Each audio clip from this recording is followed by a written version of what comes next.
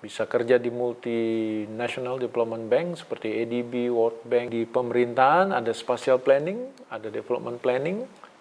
Nanti setelah bekerja 2 tahun mulai nanti mencari apa planning model yang kalian mau dalami.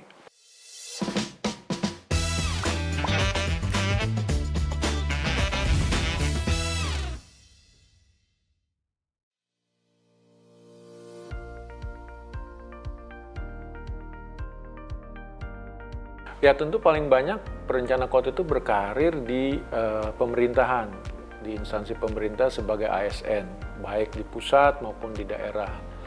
Jabatan fungsional maupun struktural itu tersedia luar biasa ya, di Dinas Tata Ruang, di Dinas PUPR, Bapeda. Tapi tidak hanya itu, ada juga yang di dunia usaha. Di perusahaan-perusahaan pengembang, terutama pengembang besar itu sangat memungkinkan kita bisa bekerja di sana. Tapi skillnya lebih kepada bagaimana kita menyusun satu rencana tapak atau site plan di skala yang detail. Jadi perencanaan kotanya harus juga ditambah dengan perancangan kota.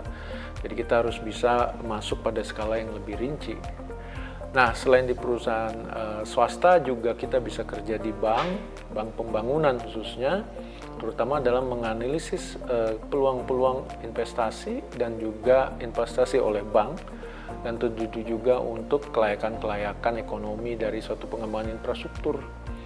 Bisa kerja di multinational development bank seperti ADB, World Bank, AIAB. Banyak teman-teman kita udah bekerja di sana. Atau bank-bank pembangunan daerah. Nah, itu juga jadi dunia usaha yang bisa kita masuki. Tentu saja perusahaan konsultan, kita bisa mendirikan sendiri konsultan di Permen ATR 15, bahkan seorang perencana berlisensi bisa membentuk kantor jasa perencana berlisensi atau KJPB.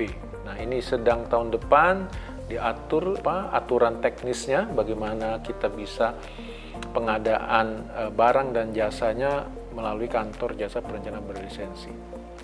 Jadi prospek usahanya luar biasa besar di sana. Dan tidak lupa ya teman-teman yang ingin membantu masyarakat, bisa bekerja di NGO, mengembangkan potensi yang ada di desa, di komunitas, di kampung-kampung, menjadi perencana komunitas itu juga menjadi satu peluang yang besar sekali.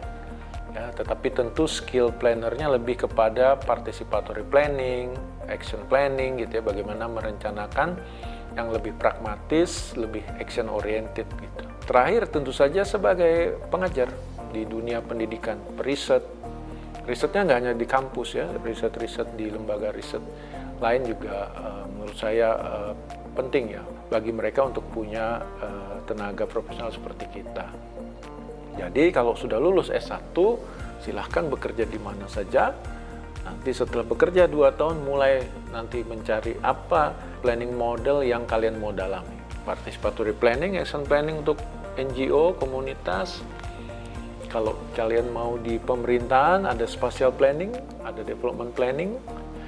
Untuk yang di Bapeda, lalu juga ada yang di ekonomi ya, infrastructure planning digeluti. Ada juga site planning untuk perencanaan tapak ya. Jadi nanti akan ada spesialis-spesialisnya yang bisa teman-teman kembangkan.